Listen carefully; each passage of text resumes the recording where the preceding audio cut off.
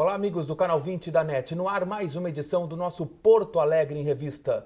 Sempre com o apoio do Sistema Domus de Ensino, Munich Even, Hotel Plaza São Rafael e Cresci RS. Nosso programa com edição inédita todas as quintas-feiras, às 10 da noite, com mais 6 reprises durante a semana em horários alternativos. O tema de hoje diz respeito à defesa dos direitos dos animais. Conosco aqui no estúdio, a presença da secretária especial dos Direitos Animais, Regina Becker, primeira-dama do município de Porto Alegre, e da protetora voluntária, jornalista Marta Duenhas. Muito obrigado pela presença de vocês. Obrigada pelo espaço. Adelicel, um tema que cada vez mais vem crescendo, o engajamento da população na defesa dos direitos dos animais.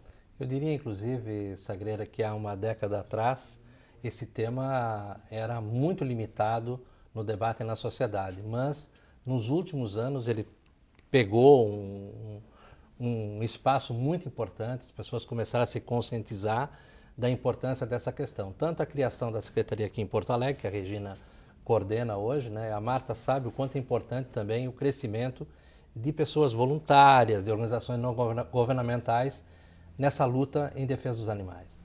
Nós vamos acompanhar na abertura uma reportagem de Tatiana Feldens.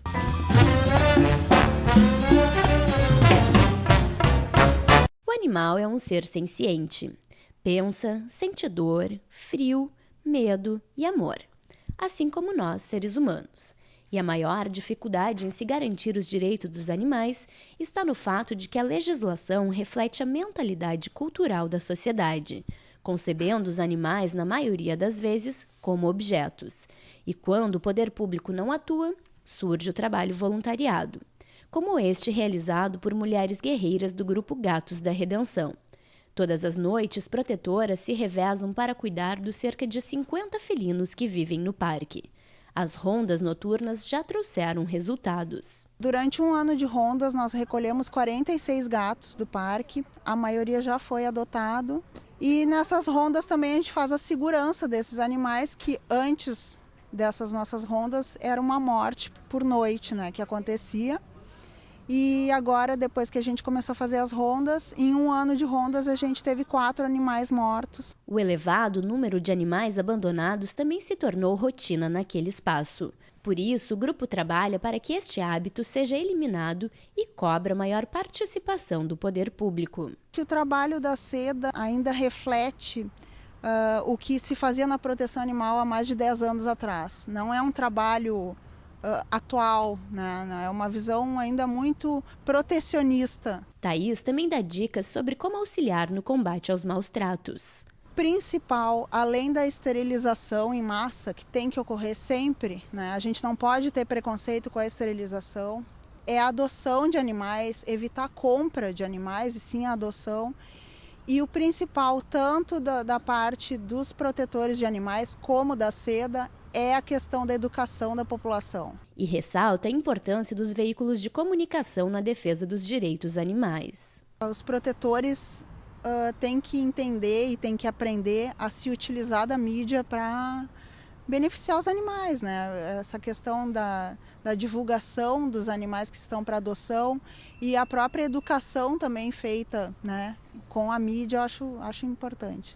A exemplo do Grupo Gatos da Redenção, a ONG Chicote Nunca Mais também realiza um belo trabalho voluntário. O objetivo? Proteger os cavalos maltratados que puxam carroças na cidade. Rio Grande do Sul é o estado que mais cultua a tradição do cavalo e, por outro lado, também é um dos estados que mais tem maus tratos contra esse animal, não é, Fair? Verdade. E assim, os maus tratos a gente sempre atribui à carroça, mas não é só na carroça que isso acontece. Nós, por exemplo, trabalhamos com cavalo de carroça. Hoje, são 30 animais que recebem cuidados diários na sede provisória da ONG em Gravataí. Para mantê-los é necessário em torno de R$ 7.000 mensais. Os gastos envolvem alimentação, hospedagem e cuidados veterinários. Mas nem só de doação financeira se recupera um cavalo. Nós temos muitas dificuldades, dentre elas assim, a dificuldade de voluntários, porque nós precisamos de voluntários, desde para limpeza, lavar coxo, coisas que a hotelaria não dá conta de fazer. Não precisa ter especialização nenhuma, é só nos ajudar, é mão de obra mesmo.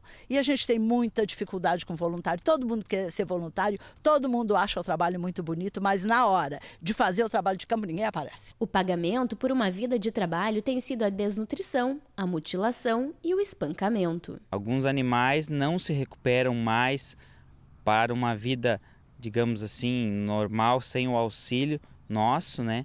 E alguns sim, alguns se recuperam, né? Nos casos de desnutrição, a base seriam 6 meses mais ou menos. E cavalos com algum problema mais graves até 2, 3 anos para se recuperar, né?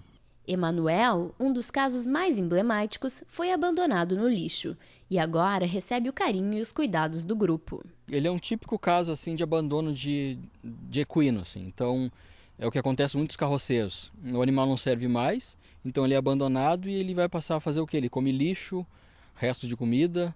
Então ele foi recolhido e foi dado até esse nome para ele de Emanuel. Ele é um símbolo, assim, é bem emblemático com o descaso de todos os cavalos da região metropolitana e enfim, né, da situação social de que vivem esses animais. Fernando também faz críticas à gestão municipal.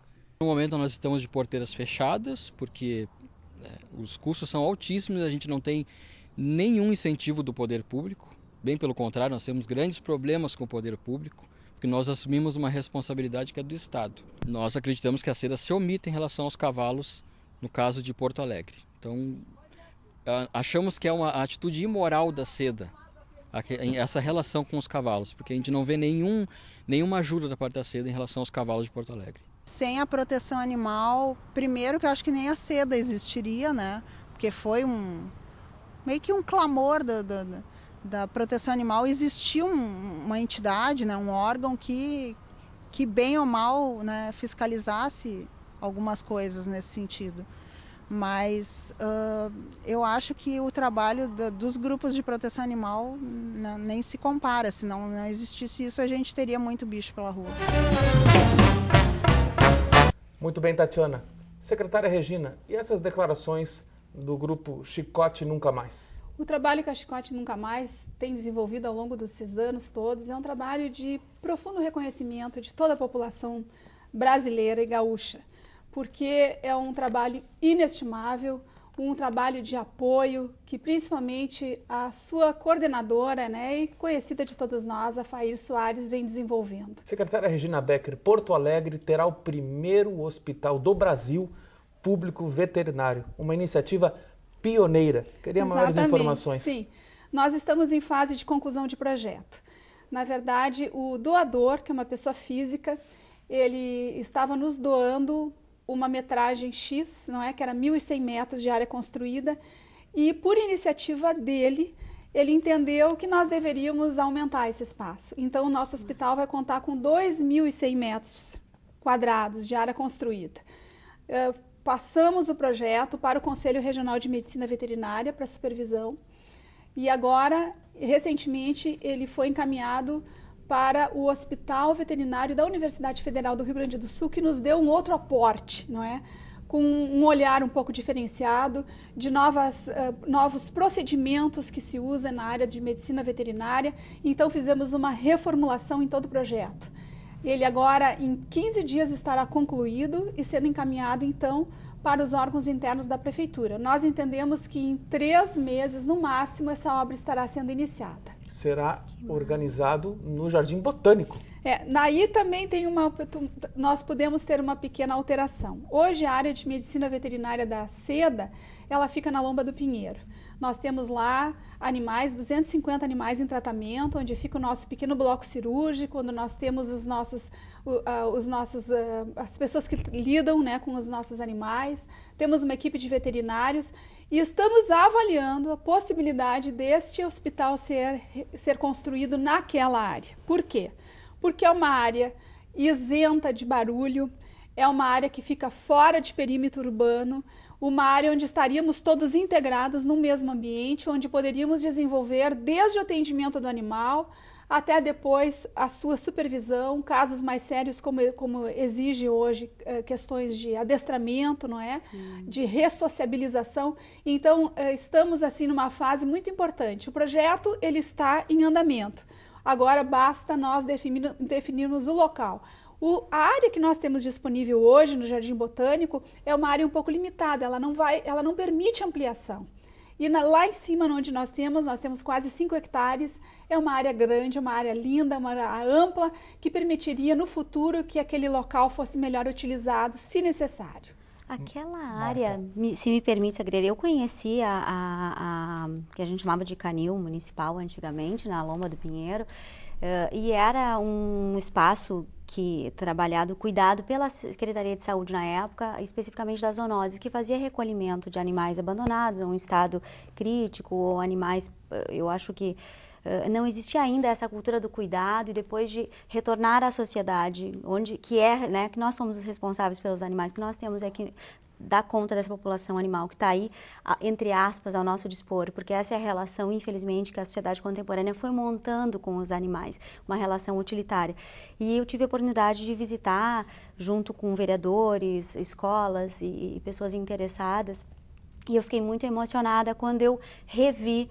É um outro espaço hoje, é um espaço que tu vê os animais bem colocados, tratados, tu consegue ver todo o processo da chegada deles lá, do tratamento, da intervenção, se precisa, cirúrgica, de cuidado, porque é uma área de operação com janelas, onde então tu podes assistir, olhar. Tem uma área de conversa com a sociedade para fazer a adoção, para falar sobre posse responsável, que são conceitos mais atuais da relação com os animais. E é uma área que eu achei muito linda, pelo cuidado, é o gatil. A gente sempre... Quando eu vi gatos resgatados, ou até mesmo quando tem que ficar numa casa de passagem, às vezes eles ficam em gaiolas pequenas, fechadas. Era uma casa de madeira, com arranhador, como a gente tem na nossa casa, sabe? É um gato cuidado como quem tem gato cuidaria, ganhando ração, ganhando carinho. E o próprio comportamento deles. Não eram gatos fugitivos, assim, não eram gatos que estavam com medo, porque os gatos de rua, os que vivem mais, são aqueles que mais têm medo, eles se escondem, então eles sobrevivem às agruras de estar na rua, dos atropelamentos e tal. Eram gatos vivendo felizes, foi isso que eu senti. Mas eu como gateira, eu saí de lá, assim, encantada. Eu estou vendo um encanto que vocês estão aqui expressando, ou seja, a nossa secretária quanto a Marta, que é uma militante da causa animal, felizes com os avanços que nós estamos tendo, isso é inegável. Agora eu pergunto o seguinte, depois de tantos avanços, enfim, que a gente já teve, por que tanta briga entre o pessoal que cuida de animais? Vocês podem me explicar um pouco essa questão? Não posso deixar de fazer uma pequena provocação aqui. Com certeza. Aqui. Eu acho que cada um de nós, eu como militante nesta área, cada um de nós tem a sua história dentro do movimento animal. E algumas pessoas acham que o poder público veio para, na verdade, tirar essa história das pessoas e substituir o trabalho. Na verdade, não é isso. Eu, como militante, hoje tenho que assumir uma outra postura, que é uma postura de alguém que está à frente de uma secretaria e que tem que efetivamente colocar em prática o poder público com seu compromisso legal de fazer as coisas dentro de preceitos legais. Então, o movimento da causa animal, ele é importantíssimo porque ele faz um trabalho que a sociedade toda deveria fazer. As protetoras fazem um trabalho que ele é um trabalho louvável que nós não podemos desconsiderar. O problema é que sempre existem essas disputas e essas disputas não constroem, essas disputas elas não levam a encontro de soluções que venham em benefício dos animais. Eles é que são os nossos principais agentes, é por eles que nós trabalhamos, é por eles que nós atuamos. Então, eu entendo que é um momento de a gente tentar equalizar essas questões, é o momento de a gente tentar chegar a um consenso, de tentar buscar um diálogo. É possível isso, Marta? Eu acho que assim como a Regina, eu penso também que tem a ver com a história de cada um. E acredito que o tema da relação da proteção e do cuidado, em não todos os casos, mas em alguns casos, ele parece que vem em função de experiências. Eu até, algumas vezes a gente conversou sobre isso, né, Adeli, e falávamos de como muitas vezes a proteção ao animal é uma projeção dos seus próprios vazios, da sua própria proteção.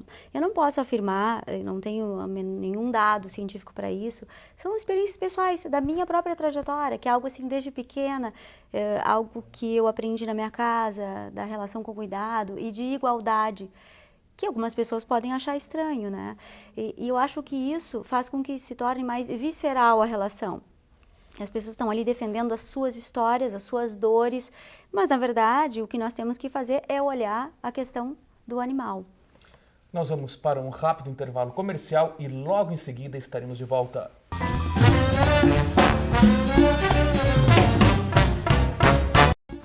Pra mim, economizar é comprar bem tranquila, bem crocante, bem novinha, bem fresquinho.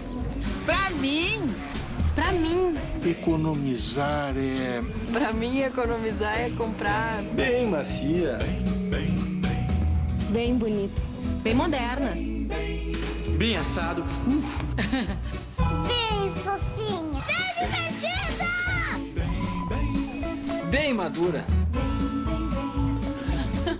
bem felpuda, bem suculenta, bem saboroso, bem graúda. Pra mim, economizar é comprar bem rapidinho, bem gelada, bem quentinho, bem pertinho. Economizar é comprar bem, pô. O Sistema Domus de Ensino oferece um projeto de educação com qualidade, baseado na ética cristã. Nossa missão possui referenciais teóricos modernos. Os alunos das unidades dispõem de ampla estrutura com laboratório de informática e currículo bilíngue. Sistema Domus de Ensino, Porto Alegre, Capão da Canoa, Tramandaí e Camaquã. Qualidade educativa com inovação e ética. Uma instituição que busca fortalecer, regularizar e defender os interesses dos corretores de imóveis e da sociedade. O Cresci RS há 50 anos realiza o credenciamento, fiscalização e capacitação dos corretores de imóveis no Rio Grande do Sul. Pensando em estar sempre próximo dos seus credenciados, o Cresci RS possui 37 delegacias regionais, espalhadas pelas principais cidades do interior, além da sede principal em Porto Alegre.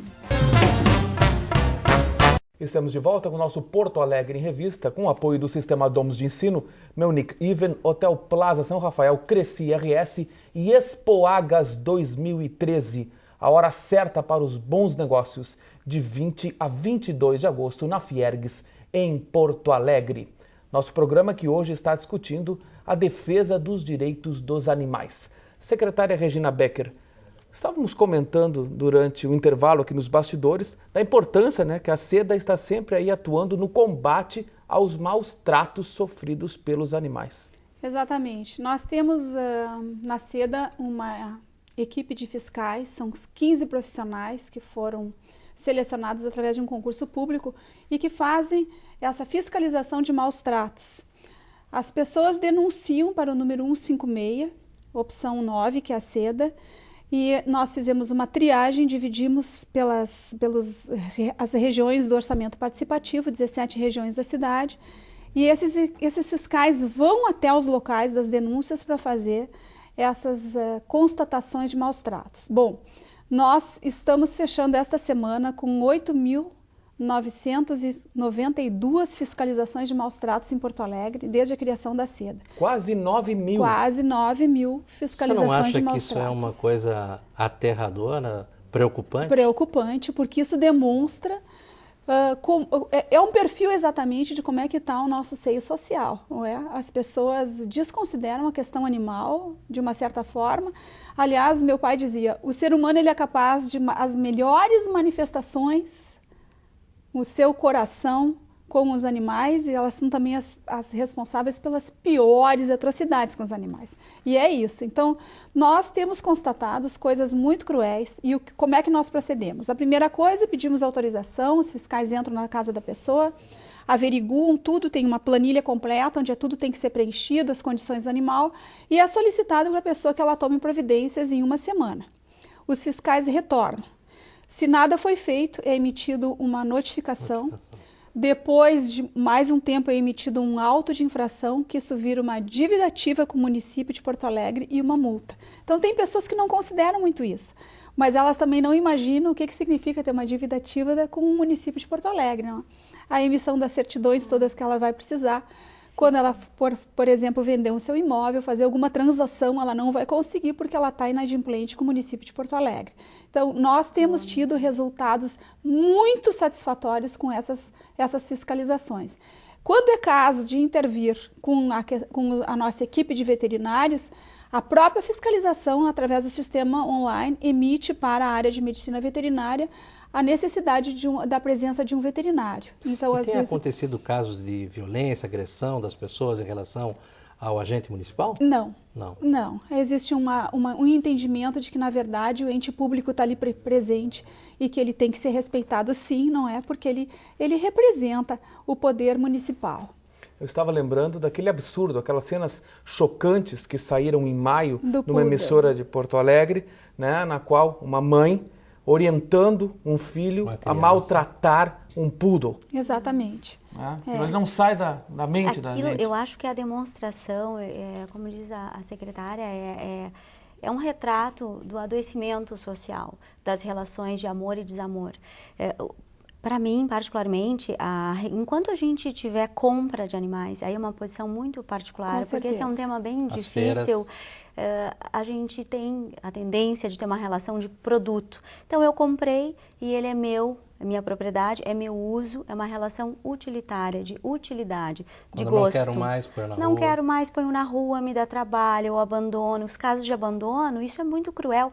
Quando a gente vê abandono em rodovia, que o animal fica ali para ser atropelado, quando não corre atrás do veículo, porque ele não consegue reconhecer. Eu também acho que quando um adulto comete uma atrocidade física contra um animal, eu acho que ele é capaz de cometer contra uma criança também. Inclusive, tem alguns estudos sobre isso. Sérios estudos. Existe aqui em Porto Alegre uma pessoa, uma profissional, o nome dela é Silvia Nabinger, ela tem desenvolvido um trabalho que se chama Sintomas e Sinais. E ela prova nesse estudo científico que, na verdade, as pessoas que são violentas, elas iniciaram as suas práticas de violência na infância contra animais. Ali, os primeiros delitos começam com a prática de crimes contra animais. Então, é um dado, não é, científico comprovado sobre isso. Na labuta de vocês já não se espantam mais com esse tipo de coisa, apesar de chocar. E também não se afrouxam diante de críticas e de oposição, enfim. Nós não podemos, né, Adeli? Nós não podemos porque eu sempre tenho em mente de que o que nós estamos fazendo hoje, isso faz parte de uma história de vida minha e que eu persegui durante muito tempo. Eu me mantive afastada, mas quando chegou um determinado momento, o meu marido me inquiriu e disse, agora é o momento de agir. Então, nós estamos à frente desse trabalho, eu, a Marta e um grupo grande de pessoas interessados em resolver problemas. Nós temos que fechar o nosso coração e sermos práticos e pragmáticos. Nós temos que buscar resultados para beneficiar a vida de milhares de animais que se encontram em estado de abandono e maus tratos. E a importância das redes sociais nesse combate, porque, por exemplo, o caso desta pessoa aí que acabou, né, orientando o filho a maltratar o poodle foi graças às redes sociais. A rede social tem sido uma ferramenta muito importante para o combate aos maus tratos. Com certeza, as redes sociais, elas hoje desenvolvem um trabalho que antigamente ele era inexistente, né?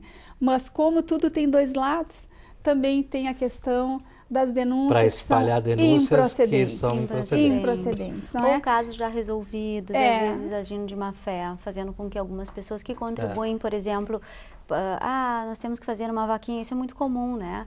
Porque eu queria, inclusive, interromper um pouco vocês para tratar disso, né?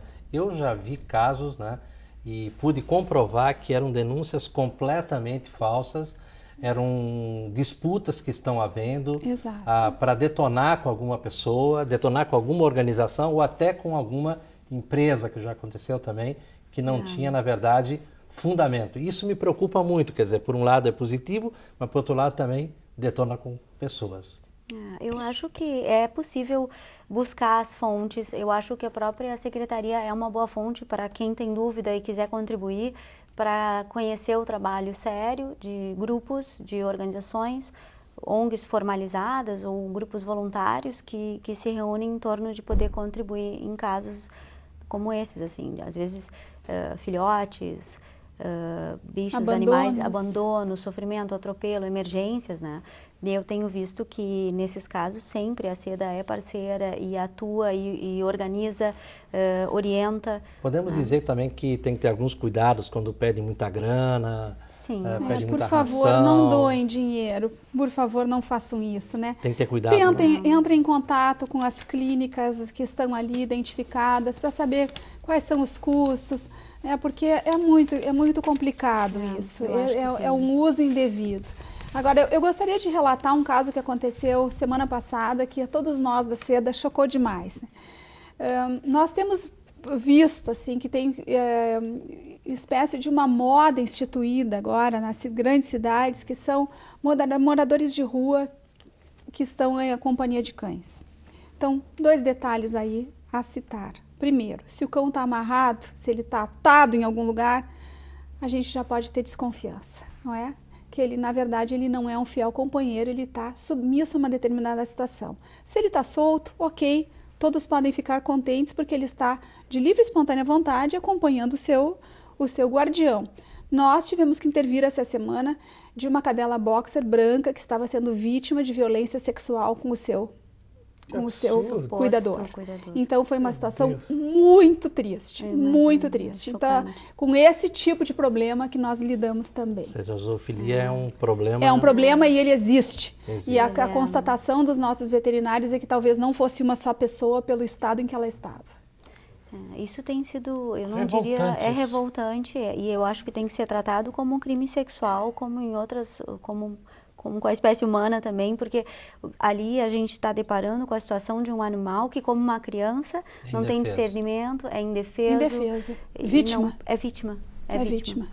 É absurdo mesmo, é revoltante. Muito obrigado pela participação de vocês aqui no canal 20 da NET. Obrigada também. E neste ponto encerramos mais uma edição do nosso programa. Até a próxima.